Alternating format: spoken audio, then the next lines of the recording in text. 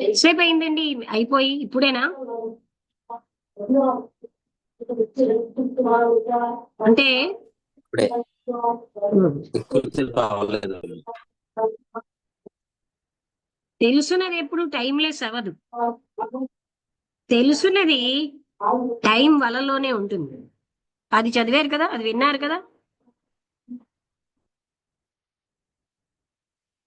విన్నామమ్మా. ఒక్కసారి కొంచెం ముందు నుంచి అంటే అది విన్నాం. దాన్ని ఎవరైనా గుర్తించగలమా టైంలెస్ అని? గుర్తించడంలో అనుభవించేవాడు ఉండాలి. అనుభవించేవాడు ఎప్పుడు టైంకే చెందుతాడు. ఏదైనా గుర్తించాలంటే ఆలోచన అక్కడ అనుభవించి ఉండాలి. అది ఆల్రెడీ అనుభవించితే అది ఆల్రెడీ తెలుసున్నది అయిపోయింది. తెలుసున్నది ఎప్పుడు టైంలెస్ కాదు. తెలుసున్నది ఎప్పుడు టైం యొక్క వలలో ఉంటుంది. ఆలోచనకి సమయాతీతం ఏమిటో తెలియదు. అదేమి మళ్ళీ పొందేది కాదు. అతిగా దాని నుంచి అంటే అది అచీవ్ చేసేది కాదు. దాని దగ్గరికి టైం దగ్గరికి ఎవరు there is no going to దాని దగ్గరికి వెళ్ళడం అంటూ ఉండదు. అదొక స్టేట్ అనుకోండి. అందులో థాట్ కానీ టైం కానీ లేవు. దానికి ఏం విలువ ఉందండి? ఏమీ లేదు. అది మార్కెటబుల్ కాదు. అంటే దాన్ని అమ్మలేం, కొనలేం. ఒక పర్పస్ కోసం దాన్ని వెయిట్ ఇవ్వలేం. దాని విలువ తెలియదు. అది మన జీవితంలో ఎలాంటి పార్ట్ ప్లే చేస్తోంది? లైఫ్ అన్నది ఆలోచన అయితే ఏమీ చేయట్లేదు. మనకేమో ఒక శాంతి అనే సోర్స్ మూలం అనుకుని మనం దాన్ని పొందుతున్నాం. సంతోషానికి మూలం అనుకుంటున్నాం. అన్ని రకాలైన ట్రబుల్స్ నుంచి అది రక్షిస్తుంది అనుకుంటున్నాం. ప్రజలందరినీ ఏకం చేస్తుంది అనుకుంటున్నాం. దాన్ని ఇంక ఏ పర్పస్ కి వాడలేం. పర్పస్ అంటే అందులో దానికి ఒక అంతు ఉంది. అందుకని మనం మళ్ళీ థాట్ యొక్క విధానంలోకి వచ్చాం. మనస్సు ఎప్పుడు కూడా సమయాతీతమైన దాన్ని నిర్మించలేదు, షేప్ ఇవ్వలేదు. దానికి దాని అంతు ఉంటుంది. ఇట్ కెనాట్ దాన్ని ఉపయోగించలేదు. జీవితానికి విలువ ఎప్పుడు ఉంటుందంటే ఆ టైంలెస్ స్థితి ఉన్నప్పుడే. లేకపోతే లైఫ్ అన్నది దుఃఖమే, సంఘర్షణే, బాధే. ఆలోచన అన్నది ఏ మానవ సమస్యని పరిష్కరించలేదు. ఎందుకంటే ఆలోచనే సమస్య. ఈ నాలెడ్జ్ని అంతం చేయడం అన్నదే అసలైన విజ్డమ్కి నాంది. విజ్డమ్ అన్నది టైంకి సంబంధించదు. అది అనుభవం యొక్క కొనసాగింపు కాదు, లేకపోతే నాలెడ్జ్ కొనసాగింపు కాదు. టైంలో ఉన్న ఈ జీవితం అన్నది ఒక కన్ఫ్యూజను, ఒక దుఃఖము. ఏదైతే ఉందో అది సమయాతీతమైంది. అదే పరమానందం. అంటే ఈ సమయాతీతమైనది ఏంటంటే మనం దేన్నైతే ఆత్మతత్వం, పరమాత్మతత్వం, పరమానంద స్థితి అంటున్నాం అదే. ఆ ఆ ఆ స్థితిని ఎప్పుడు ఆలోచన పట్టుకోలేదు. అందుకే టైంతో టైం నేను ప్రాక్టీస్ చేస్తానండి అంటారు, సాధన చెయ్యాలంటారు. కృష్ణమూర్తి గారు ఏమంటారంటే సమయాతీతమైన దాన్ని సమయంతో పట్టుకోలేమంటారు.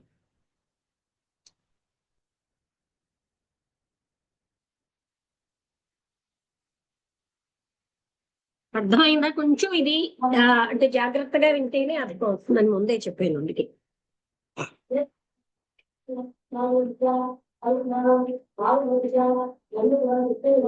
వసంతలతో చెప్తావా? నీకు అర్థమైందా? ఏమైనా డౌట్స్ ఉన్నాయా?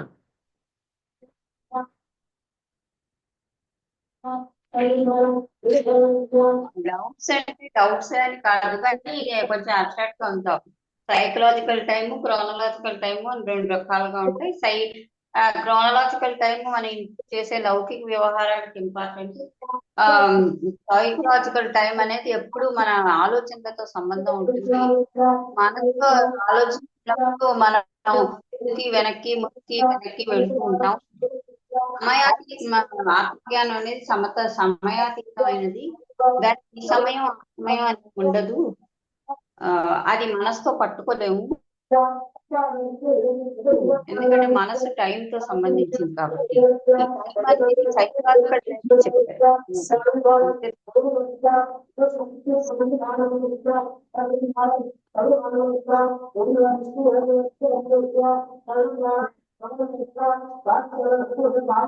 అయిపోయిందా? చెప్తావా? అంతే అంతే, అంతకంటే నేను చెప్పను. ఇక్కడ ఏం చెప్తున్నారంటే సమయాతీత స్థితి అనే దాన్ని మనస్సు యాక్టివిటీస్ తో పట్టుకోలేము. అది మామూలుగా మనం చెప్పే టైం అంతా కూడా 5 అయింది 6 అయింది, ఇది క్రోనలాజికల్ టైం, అంటే లెక్క పెట్టే టైం. అందువల్ల అది ఆలోచనకి సంబంధించింది. దానికి విలువ ఏమిటండి? ఆ టైంలెస్ అంటే ఆలోచనకు సంబంధించి ఏ విలువ లేదు. అంటే అనంతత్వానికి ప్రపంచిక విషయాలలో అది మార్కెటబుల్ కాదు. అందుకని ఆ రకంగా దానికి విలువే లేదన్నారు. కానీ అది లేకపోతే లైఫ్లో సుఖము సంతోషము ఏమీ లేవు, సారం లేకుండా ఉంటుంది. అంటే ఆ పరమాత్మ స్థితి వల్లనే మనకు ఆనందము సంతోషము అన్నీ వస్తాయి తప్ప మనం ఎప్పుడు కూడా ఆలోచనతోటే అన్నీ పట్టుకుంటున్నాం. అందుకే సమయాతీతమైన దాన్ని సమయంతో పొందలేం. కొంత టైం కావాలండి అంటే అవ్వదు, అది కేవలం పోస్ట్పోన్మెంటే.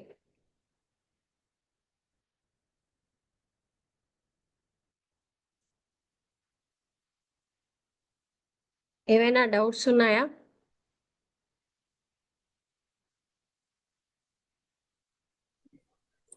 అమ్మ, మహాత్ములు అందరూ కూడా టైం కి చాలా విలువిస్తారు అంటారు కదమ్మా. ఇక్కడ ఎలా అర్థం చేసుకోవాలమ్మా టైం? క్రోనలాజికల్ టైం అంటే లెక్క పెట్టే టైం. ఇక్కడ సమయాతీతమైన స్థితి అంటే అసలైనటువంటి అనంతత్వంలో టైం లేదు.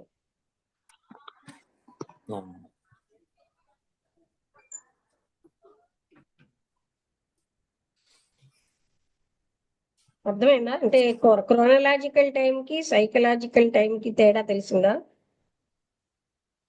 అవునమ్మా.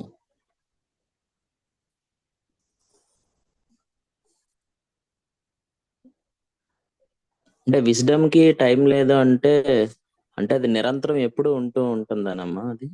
అసలు జ్ఞానం అన్నది మనం ఎన్నో చదవడం వల్ల వచ్చిన జ్ఞానాన్ని నాలెడ్జ్ అంటాం. అది సమయానికి అది సమయాతీతమైంది కాదు, దానికి సమయంతో సంబంధం ఉంది. అసలైనటువంటి విజ్డమ్ అన్నది సమయాతీతమైంది.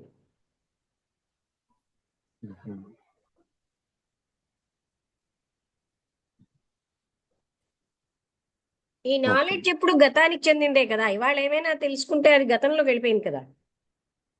అవునమ్మా.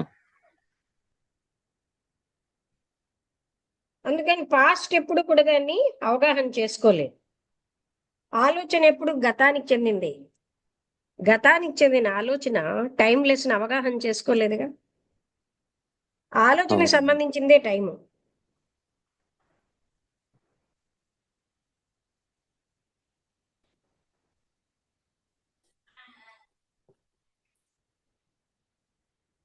ఇది కొంచెం బాగా కారణ అంటే కాజ్ అండ్ ఎఫెక్ట్ ఈ రెండు వేరు వేరుగా లేవన్నారు.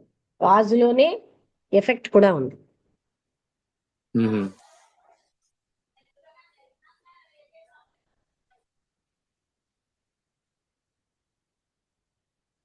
అది టైంలో ఉండదమ్మా. అంటే అంటే మనం ఎక్కువగా పోగు చేసుకుంటూ ఉంటాం. అదే కదా ఇంతకు ముందు చెప్పారు. అంటే పోగు చేసుకున్న నాలెడ్జ్ తో ఇది మనకి సంభవం కాదు. అంతే. అవును.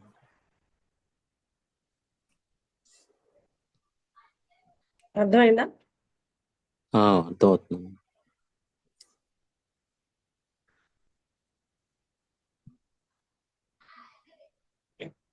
సమయాతీతము అంటే ఏంటంటేనండి, అసలైన అనంతత్వం సమయాతీతమైంది. అది టైముకు అతీతం. కాలాతీతాయ నమః అంటారు. అంటే కాలాతీతుడై ఉన్నాడు ఆయన. మనం పెట్టాం గనక కాల స్వరూపాయ అంటాం గాని ఇక్కడ కృష్ణమూర్తి గారు ఆ టైమ్లెస్ అన్నది ఎలాంటిదో మనకి చూపించారు. టైం అంటే మైండ్ ఎప్పుడు కూడా ఆ టైమ్లెస్ స్థితిని అందుకోలేదు. మైండ్ అంటే ఆలోచనే. ఆలోచన ఎప్పుడు గతానికి చెందింది గనక దానికి ఆ సమయాతీత స్థితిని అది పొందలేదు. జీవితంలో దానికి అంటే ఏం ప్రాముఖ్యత? జీవితం అంటే ఆలోచన అయితే దానికి ఏం ప్రాముఖ్యత లేదన్నారు. అది ఒక శాంతి ఆనందానికి, ఒక తర్వాత మన ట్రబుల్ నుంచి రక్షించుకోవడానికి అలా వాడుకుంటున్నాం అన్నాడు. ఇంక ఏ లక్ష్యానికి దీన్ని వాడలేము. అంటే ఇప్పుడు అంతే కదండి. ఇప్పుడు సమయాతీత స్థితి, ఆ అనంత స్థితి ఇందాకలు చెప్పారు కదా, అటువంటి వాడు ప్రత్యేకంగా ఆ స్థితి ఎప్పుడూ ఉన్నది అని తెలుసుకుంటాడు. ఆయన ఏ రకమైన సంకల్ప వికల్పాలు ఉండవని ఇందాక చెప్పారు కదా. అంటే ఇంకా అతనికి ఏది చెయ్యవలసింది కానీ జరగవలసినవి జరుగుతూ ఉంటాయి తన ద్వారా. అవన్నీ కొత్తగా ఏమి సంకల్పించడం. మనస్సుతో ఎప్పుడు మనం అంటే మళ్ళీ ఏం చెప్పారు? మనస్సుతో పట్టుకోలేము, జీవితానికి అర్థం అన్నది టైంలెస్ ఉంటేనే ఉందన్నారు. లేకపోతే జీవితం సంఘర్షణతో, దుఃఖంతో, బాధతో ఉంటుంది. ఆలోచన ఎప్పుడు మానవుడి ఏ సమస్యని పరిష్కరించలేదన్నారు. ఆలోచనే సమస్య. ఈ నాలెడ్జ్ని అంతం చేస్తే విజ్డమ్ మొదలవుతుంది. నాలెడ్జ్ అనుభవం యొక్క కొనసాగింపు విజ్డమ్ కాదు.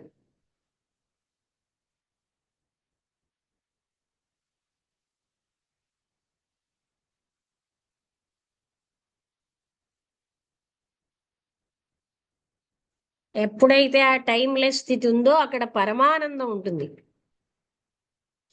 అని ముగించారు. అంటే అది అది కూడా చెప్పారు. ముగించడం అంటే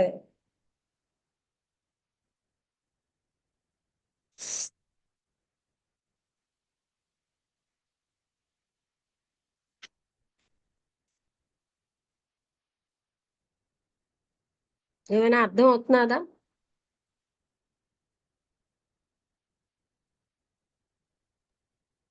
అమ్మా.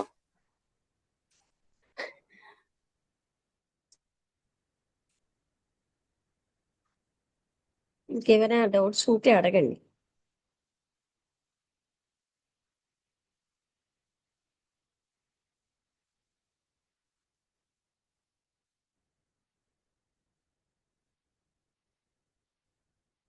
ఈ టాపిక్ ఇవాళ చిన్నదే. మనం అష్టావక్ర గీత విన్నందుకు టాపిక్ కూడా ఫాస్ట్గా అయిపోయింది. చిన్నదే కానీ చాలా లోతైంది. ఎందుకంటే అసలైనటువంటి మన స్వరూపం అనేది సమయంతోని, ఆలోచనతోటి, తెలుసున్న జ్ఞానంతో పట్టుకోలేం.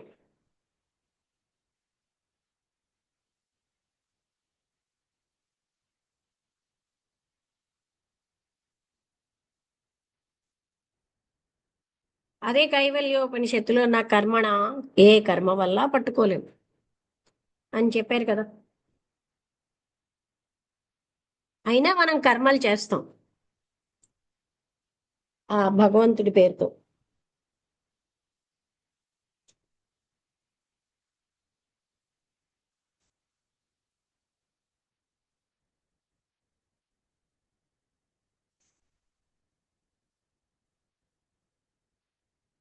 అంటే ఏం చేసుకుంటున్నాం?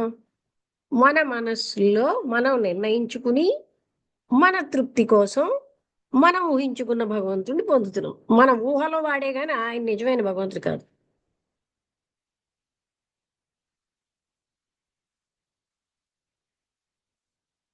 ఇంకేమైనా డౌట్స్ ఉన్నాయా ఎవరికైనా? రమగారు ఏమైనా మాట్లాడతారా?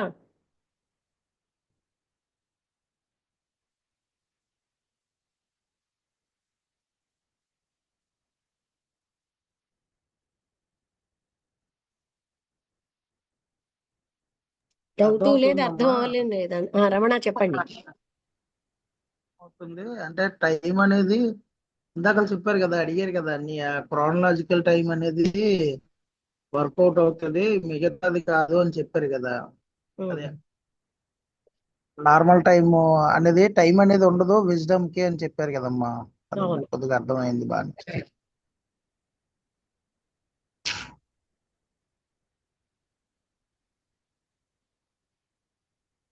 ముగించేద్దామా? ఈశ్వర్ ఏమైనా అడుగుతారా?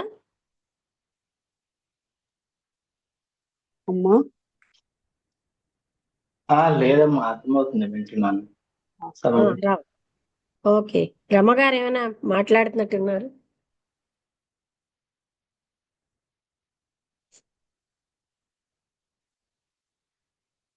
రమ్మగారు మీరేదో అంటున్నారు.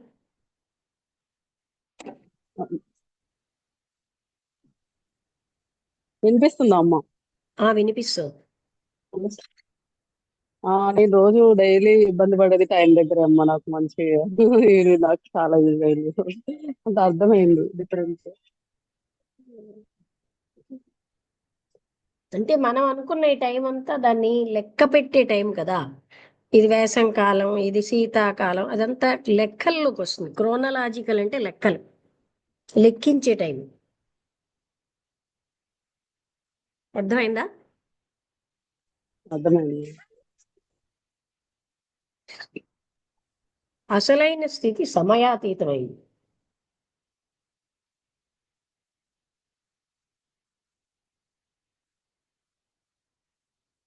సమయాతీతమైన దాంట్లో మనం అనుకున్న సమయం వెళ్ళిపోతూ ఉంటుంది.